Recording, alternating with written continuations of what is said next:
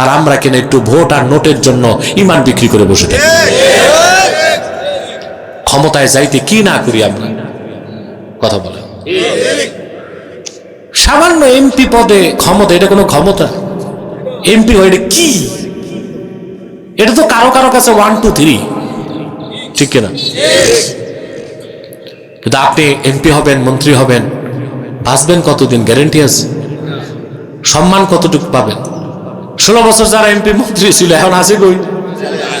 কিছু জেলে, কিছু জঙ্গলে, কথা বলেন। কিছু জেলে, কিছু কি লাভ হয়েছে? লাভ কি হয়েছে?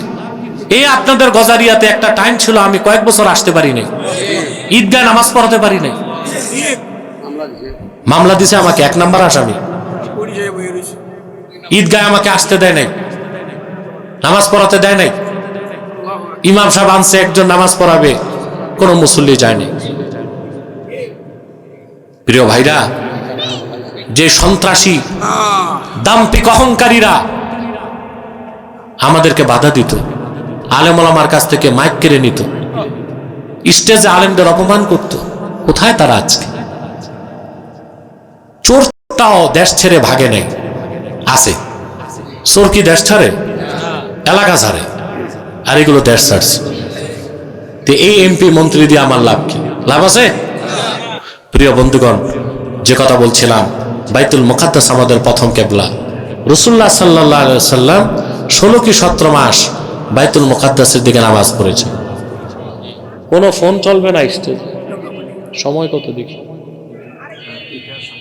হ্যাঁ, ইয়া আল্লাহ, আমি বসছি 1 ঘন্টা হয়ে গেছে। আমার যে ঘড়ি টড়ি নেই, আপনি একটা আওয়াজ দিবেন না হুজুর 1 ঘন্টা হয়েছে? আমি আরো থাকবো, আজান পর্যন্ত থাকবো ইনশাআল্লাহ। আজানের পরও একটু থাকবো, এতটুকু আগে ছাড়বো যেন আমি আব্বাসী মঞ্জুল যে আসর পড়তে পারি আর আপনারা মাঠে পড়বেন। কি বলেন? কষ্ট হবে না তো? এরপরও থাকবো। আজকে 4টায় আজান হবে, সমস্যা কি? প্রিয় ভাইরা, কথা শুনতেছেন? বুঝতেছেন? খেয়াল করেন। ক্লাস নাই? সম্মানিত সুধী, আপনারা গেটে দাঁড়ায়েন না, বসলে ভালো হবে, বেশি বরকত পাবেন, বেশি বরকত পাবেন। আর একটা মানুষও বিনা কারণে উঠার চেষ্টা করবেন না। সম্মানিত সুধী, যে কথা বলছিলাম, তো রাসূলুল্লাহ সাল্লাল্লাহু আলাইহি ওয়াসাল্লাম 16 কি 17 মাস বাইতুল মুকাদ্দাসের দিকে নামাজ পড়েছেন, এটা জানেন তো? কিন্তু আল্লাহর হাবিবের মনের টান ছিল কাবার দিকে। সুবহানাল্লাহ। ওনার মনের টান ছিল কাবার দিকে। কাবা যদি কিবলা হইতো, কোনদিন আল্লাহকে ডেকে বলেন নাই কাবারে কিবলা বানায় দাও, শুধু আসমানের দিকে তাকাতেন। কোরআন কারীমে আল্লাহ বলেন, কদ নারা তাকাল্লুবা ওয়াজহিকা ফিস সামা। হাবিব আমার মুহাম্মদ সাল্লাল্লাহু আলাইহি ওয়াসাল্লাম, আপনি বারবার আকাশের দিকে তাকান, আমি আল্লাহ তা লক্ষ্য করি। আয়াত থেকে বোঝা যায় রাসূলুল্লাহ যতবার তাকাতেন আল্লাহ তাআলা তার হাবিবের নূরের চেহারা দেখতে তত ভালো লাগতো।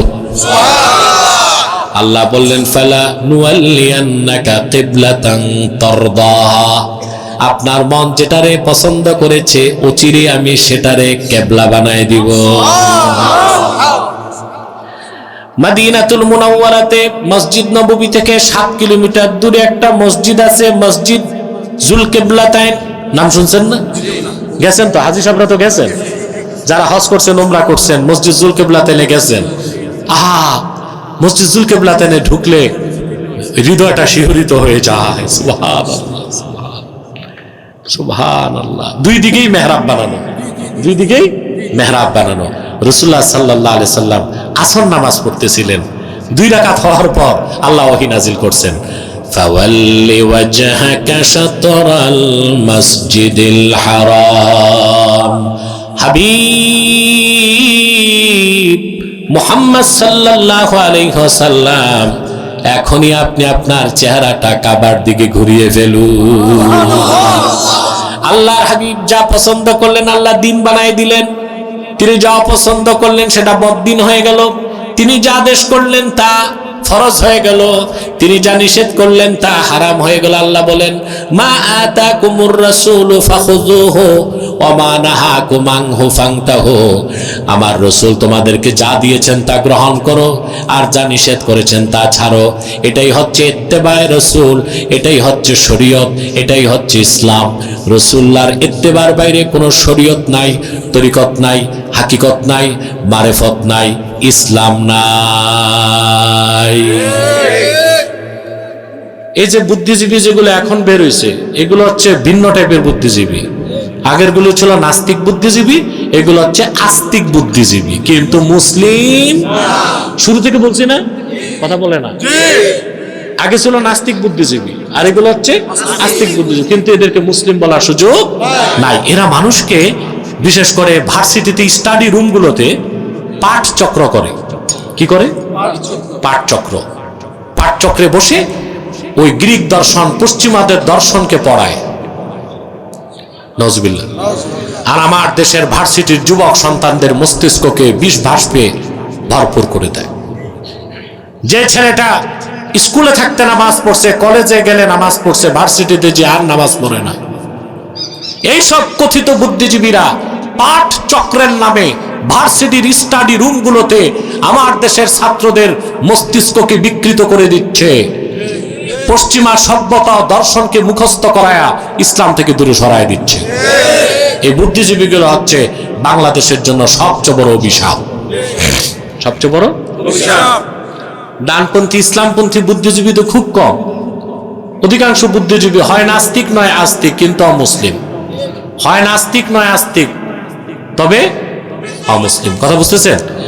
এই বুদ্ধিজীবী যেগুলো আস্তিক, এগুলো ইসলামের বিরুদ্ধে সূক্ষ্ম প্রচারণা চালায়। কিভাবে? ওরা বলে যে আমরা সুফিবাদী ইসলাম মানি। নাউজুবিল্লাহ। ইসলামকে ওরা ভাগ করছে, বলে একটা পলিটিক্যাল ইসলাম, একটা সুফিবাদী ইসলাম, একটা রেডিক্যাল ইসলাম। নাউজুবিল্লাহ বলবেন। মানুষ যেটা বানায় সেটার ভার্সন থাকে, প্যাটার্ন থাকে। আল্লাহ কর্তৃক প্রেরিত, রাসূলুল্লাহ কর্তৃক আনিত দিন ইসলাম পরিপূর্ণ জীবন বিধান, এটার কোনো ভার্সন নাই, কোনো প্যাটার্ন নাই। সুবহানাল্লাহ কইবেন না? এটার কোনো ভার্সন নাই, কোনো প্যাটার্ন নাই। ইসলাম একটাই। আল্লাহর হাবিব আল্লাহর কাছ থেকে যেটা এনেছেন পূর্ণাঙ্গ জীবন বিধান, তার নাম ইসলাম। ইসলামকে ভাগ করা যায় না, মুসলমানকে ভাগ করা যায়। ইসলাম ভাগ হয় না, মুসলমান ভাগ হয়। ইসলাম তো ১৫০০ বছর আগেই বিজয়ী হয়ে গেছে। কোন গোষ্ঠী বা কোন দলের বিজয়ের সাথে ইসলামের বিজয়ের সম্পর্ক নাই। এটা বুঝছেন নি? আপনি কোন দলের ভোট দিলে ইসলাম বিজয়ী হবে, এ কথা বলাও তো কুফরি। ইসলাম বিজয় হয়েছে ১৫০০ বছর আগে। সুবহানাল্লাহ। হ্যাঁ, এটা বলা যায় যে আপনারা যদি আমাদেরকে ভোট দেন তো ইসলামপন্থীরা বিজয়ী হবে। ইসলামপন্থীদের বিজয় এক বিষয়, ইসলামের বিষয় আরেক বিষয়। আরে এটা জনগণেরও বুঝাইতে পারলাম না, কিছু মৌলবীও বুঝলো না। আমার এই লেকচার রিলিজ হবার সাথে সাথে কিছু মৌলবী হাউকাউ শুরু করে দিচ্ছে। দেখেন নাই? সোশ্যাল মিডিয়া দেখেন তো। বক্তব্যটা রিলিজ হওয়ার পর 12 ঘন্টা পার হয় নাই, কিছু নির্বোধ মৌলবী, এগুলোর মগজ মাথায় না হাঁটুতে আমি জানি না, হইচই লাগাই দিচ্ছে। আসলে কেন হইচই করে? এই মৌলবীগুলো হচ্ছে পারচেজ করা বিভিন্ন দলের এজেন্ট। দলের কথা বুঝতেছেন? ইসলামের কোনো ভার্সন নাই। ইসলাম ভাগ করা যায় না, মুসলমান ভাগ হইতে পারে। ইসলামের কোনো পরাজয় নাই, মুসলমানের পরাজয় ঘটতে পারে। কথা বলে না? অবশ্য মুসলমানেরও পরাজয় নাই, মুসলমানের হয় বিজয় নয় বিপর্যয়। মুসলমানের অভিধানে পরাজয় নাই। মুসলমান আল্লাহর দ্বীনের পক্ষে কাজ করলে আল্লাহ পুরস্কার দিবেন, আল্লাহ তারে গাজী বানাবেন। আর যদি দ্বীনের পথে কাজ করে মারা যায় তা তো তার কোনো ঠক নাই, তারে আল্লাহ শহীদ বানায় দিবেন। এই জন্য মুসলমানের অভিধানে পরাজয় বলে কোনো শব্দ নাই, আছে শুধু বিজয়। ভুল করলে বিপর্যয়, বিজয় ভুল করলে বিপর্যয়। কথা বুঝাতে পারছি? তাহলে স্পষ্ট বুঝলাম যে ইসলামের কোনো ভাগ নাই, ইসলামের কোনো বিভক্তি নাই, ইসলামের কোনো বিভাজন নাই। ইসলাম একটাই, যা রাসূলুল্লাহ সাল্লাল্লাহু আলাইহি সাল্লাম ১৫০০ বছর আগে আল্লাহর কাছ থেকে এনেছেন। এটাই আল্লাহ বলেছেন, ইন কুনতুম তুহিব্বুনাল্লাহ ফাত্তাবিউনি ইউহিব্বুকুমুল্লাহ। সুবহানাল্লাহ বলেন। এবার আসেন, খুব মনোযোগ দিয়ে শোনেন। আপনি যদি ঈমান এনে রাসূলুল্লাহর উম্মত হন, ইসলামে প্রবেশ করেন, তখন ইসলামের বাইরে অন্য কোন মতবাদ ধর্ম থেকে কিছু নেওয়ার সুযোগ নাই। ও মাওলানা সাহেব, উনি বোধহয় ইমাম সাহেব, এই যে ইমাম সাহেব, আচ্ছা কোনো কাজ থাকলে যাও, আবার চলে আসবা তাড়াতাড়ি ওযু করে। ইমাম সাহেব মুয়াজ্জিন সাহেবরা ভয় পায়েন না, আজকে দেরি করলে চাকরি যাবে না ইনশাআল্লাহ। ইনশাআল্লাহ আমরা 4টার মধ্যে হাত তুলবো ইনশাআল্লাহ, ইনশাআল্লাহ। প্রিয় ভাইরা, কথা বুঝতেছেন? আজকে পাশের মসজিদে আজানটা যেন 4টার পরে হয়। প্রিয় ভাইরা, আর কয়েক মিনিটে আমি দ্রুত কথাগুলো গুছায় ফেলতেছি। তাহলে আপনি মুসলিম হবার পর রাসূলুল্লাহর রেখে যাওয়া দিন, ওনার রেখে যাওয়া সুন্নাহর বাইরে অন্য কোন ধর্ম থেকে মতবাদ থেকে ভালো কিছু থাকলেও নেওয়া যাবে না। দলিল লাগবে না? কথা বলে না। ইমাম আহমদ বিন হাম্বল তার মুসনদে একটা হাদিস নকল করেছেন। হযরত ওমর রাদিয়াল্লাহু তাআলা একদিন আল্লাহর হাবিবের কাছে এসে উপস্থিত হয়েছেন। হযরত ওমরের হাতে তাওরাত কিতাবের কিছু অংশ। আচ্ছা বলেন তো ভাই, তাওরাত কিতাব কার উপর নাযিল হয়েছে? মুসা আলাইহিস সালামের উপর তাওরাত কিতাব, ঠিক না? আল্লাহর হাবিব বলেন, ওমর তোমার হাতে কি? তিনি বলেন, ইয়া রাসূলুল্লাহ, ইয়া হাবিবাল্লাহ, তাওরাত কিতাবের কিছু অংশ। বানু কুরাইজাতে আমার এক দুঃসম্পর্কের ইহুদি ভাই আছে, সে আমাকে এটা দিছে। কথাটা শুনে আল্লাহর হাবিব এত বেশি রাগান্বিত হলেন, ওনার নূরের চেহারা মোবারকে রাগের প্রকাশ ঘটল। হাদিসের রাবী বলেন, আমি ওমরকে ডেকে বললাম, ওমর, আলা তারা বিওয়াজহি রাসূলিল্লাহি সাল্লাল্লাহু আলাইহি ওয়াসাল্লাম, তুমি কি আল্লাহর হাবিবের চেহারা মুবারক নূরের চেহারার দিকে তাকায় দেখো না? তোমার এই আচরণে আর কথায় রাসূলুল্লাহ কতটুকু কষ্ট পেয়েছেন। হযরত ওমর বুঝতে পেরে সঙ্গে সঙ্গে আল্লাহর হাবিবের সামনে হাঁটু গেড়ে বসে গেলেন আর পড়তে লাগলেন, রাদিতু বিল্লাহি রাব্বা ওয়া বিল ইসলামি দীনা ওয়া বি মুহাম্মাদিন সাল্লাল্লাহু আলাইহি ওয়াসাল্লামা রাসূলা। আল্লাহর হাবিবের রাগ চলে গেল। কথা বুঝতেছেন? তারপরে আল্লাহর হাবিব হযরত ওমরকে কি নসিহত করলেন, সাহাবীদেরকে কি নসিহত করলেন, কান পেতে শোনেন, হৃদয়ের পাতায় লিখে ফেলবেন। পারবেন না? আল্লাহর হাবিব বললেন, শোনো ওমর, শোনো সাহাবীরা, লাউ আসবাহা ফীকুম মূসা আলাইহিস সালাম সুম্মা তাবাতুমুহু ওয়া তারাকতুমুনি লাদালালতুম। যদি এখনো তোমাদের মধ্যে মূসা নবী জীবিত থাকতো, তোমরা যদি আমাকে বাদ দিয়া তার অনুসরণ করতা, তোমরা সব পথভ্রষ্ট হয়ে যেতে। অন্য হাদিসে এসেছে রাসূলুল্লাহ সাল্লাল্লাহু আলাইহি সাল্লাম বলেছেন, যদি মূসা এখনো জীবিত থাকতো, আমার অনুসরণ করা ছাড়া তারও মুক্তির কোনো ব্যবস্থা থাকতো না। তাহলে উম্মতে মুহাম্মাদি ইসলামের বাইরে চলার সুযোগ নাই। অন্য কোনো ধর্ম থেকে, তন্ত্র থেকে, মতবাদ থেকে, আদর্শ থেকে ভালো কিছু থাকলেও নেওয়া যাবে না। মনে থাকবে?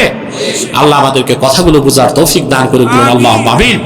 আমরা সুন্নত তরিকায় চলতে চাই, দ্বীন ইসলামকে আঁকড়ে ধরতে চাই, জীবনের সকল ক্ষেত্রে সুন্নাহ থেকে সমাধান নিতে চাই। তাহলে কি হবে? ইউহিব্বুকুমুল্লাহ, আল্লাহ তোমাদেরকে ভালোবাসবেন, ওয়া ইয়াগফির লাকুম যুনুবাকুম, তোমাদের জিন্দেগীর গুনাহগুলো মাফ করে দিবেন। আল্লাহু গফুর রহিম, আল্লাহ হচ্ছেন ক্ষমাশীল এবং দয়ালু। বলেন সুবহানাল্লাহ।